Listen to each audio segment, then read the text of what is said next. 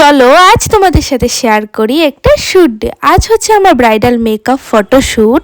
তো আমি আজকে কাকে সাজালাম, আজকের ফটোগ্রাফার কে ছিল, এত সুন্দর ড্রেস আপটা আমি কোথা থেকে নিলাম, আর আজকে ফটোশ্যুট করাতে গিয়ে কী কী প্রবলেম হলো, আর কে কে আমাকে আজকের ফটোশ্যুটে এতটা হেল্প করলো, আর আজকে আমি ফটোশ্যুটটা কোথায় করিয়েছি সমস্তটাই আজকে তোমাদেরকে আমি এই ব্লগে বলে দেব। তো চলো আর দেরি না করে আজকের ব্লগটা এখান থেকেই শুরু করি। আশা করি তোমাদের খুব ভালো লাগবে। Good morning everyone. এখন বাজে সকাল 7:30 মতো। ঘুম থেকে উঠে গেছি অনেকটা সকাল সকাল, কারণ আজকে একটু সকাল সকাল কাজে যেতে হবে। আর বাইরে কিন্তু আজকে একদমই কুয়াশা পড়েনি, কিন্তু অনেকটা ঠান্ডা ছিল। আর এইদিকে বোন গরম জল এনে দিল, আমি বসে বসে খাচ্ছিলাম। আর এইদিকে বোন দেখলাম 2 কাপ চাও বানিয়ে নিয়েছে। আর বোনের হাতে চা খেতে কিন্তু বেশ ভালোই লাগে, আর অনেক দিন পরেই খাচ্ছিলাম। তো তারপর এখানে বোন একটা কেক নাকি বোন একটা এনে দিয়েছিল, তো চার সাথে এটাও খাচ্ছিলাম, তার সাথে ছিল চানাচুর, সেটাও খাচ্ছিলাম। আর বোনের সাথে অনেক গল্প করছিলাম, কারণ এখন আমি বেরিয়ে পড়বো আর শ্যুট টুট কমপ্লিট করে তারপর বাড়িতে আস্তে আস্তে আবার হয়ে যাবে সেই রাত। তো ওর সাথে অনেকটা সময় গল্প করে আমি চলে গেলাম নিচে। গিয়ে আমি স্নান টান করে পুজোটা কমপ্লিট করে নিলাম। এই যে গোপসোনাকে দেখতে পাচ্ছ না, এই গোপসোনাকে কিন্তু আমি আজকে ফার্স্ট টাইম পুজো দিলাম। গোপসোনাটা হচ্ছে মাসির বাড়ি, মাসি আসার সময় একসাথে নিয়ে এসেছিল।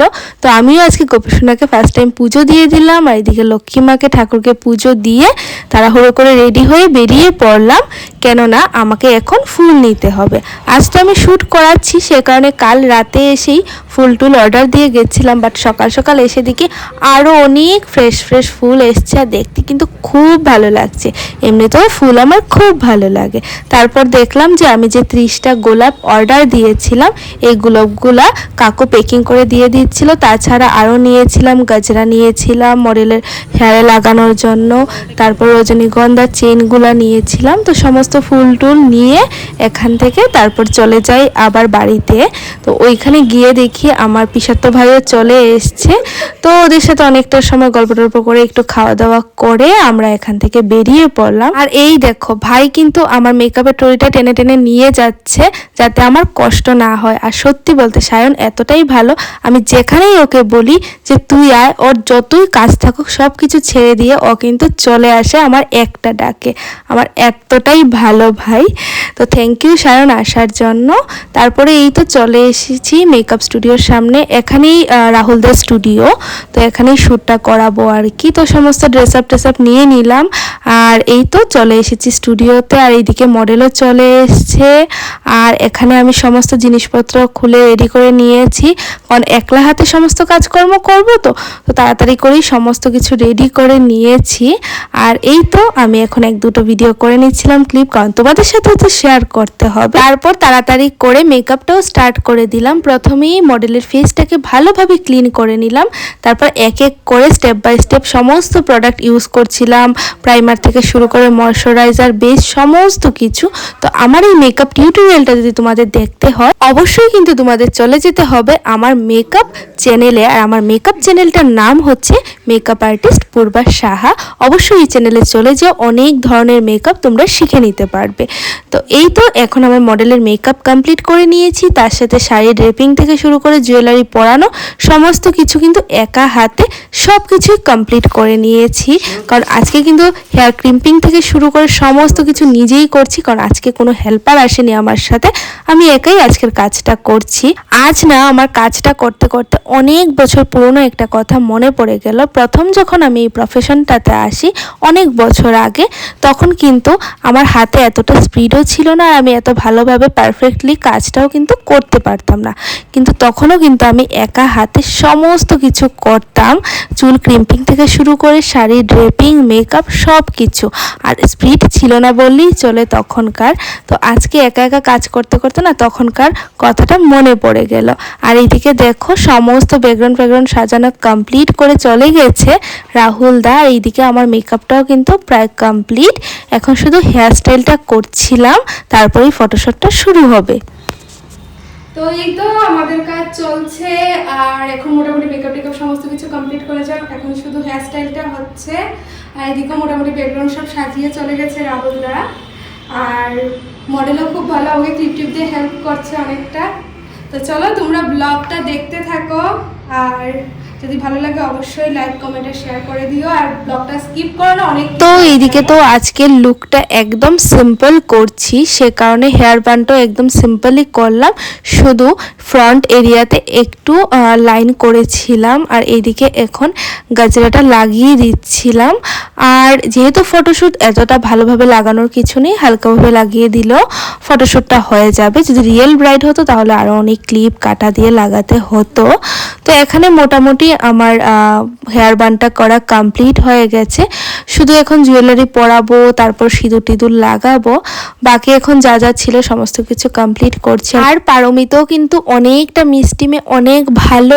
ও আমাকে বারবার বলছিল দিদি আস্তে আস্তে করো, টেনশন নিয়ে নাও, একা একা করলে কি হবে, তাড়াতাড়ি হয়ে যাবে, আস্তে আস্তে করো।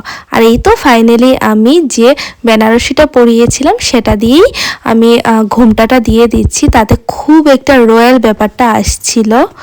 তো ফাইনালি পুরো মেকআপ লুক কমপ্লিট হয়ে গেছে। আর এদিকে ভাই বসেছিল, ভাই কিন্তু তখনও আমাকে একা রেখে যায়নি, পুরো সারাটা দিন আমার সাথে ও ছিল।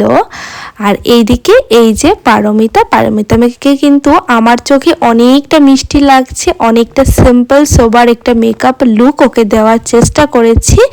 আর আশা করি তোমাদেরও ভালো লেগেছে। তোমাদের যদি আজকের লুকটা ভালো লাগে অবশ্যই কিন্তু তোমরা কমেন্টে জানিও।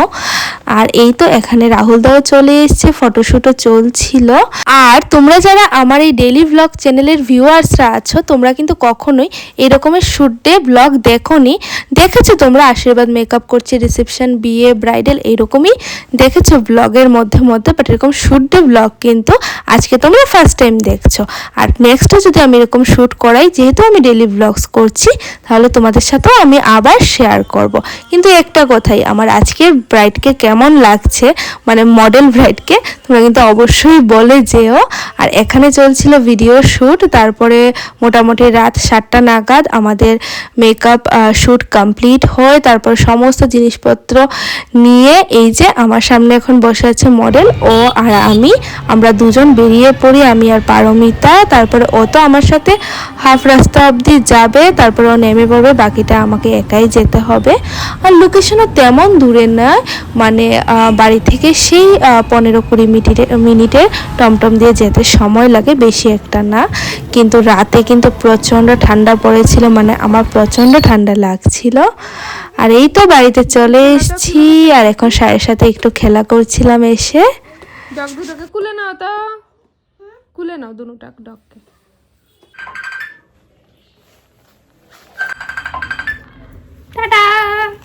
তারপর দিভাই করছিল ফোন আমাকে, কারণ দিভাই বানিয়েছিল গরম গরম এই যে ডাল পুরি, আর তার সাথে বানিয়েছিল বুটের ডাল।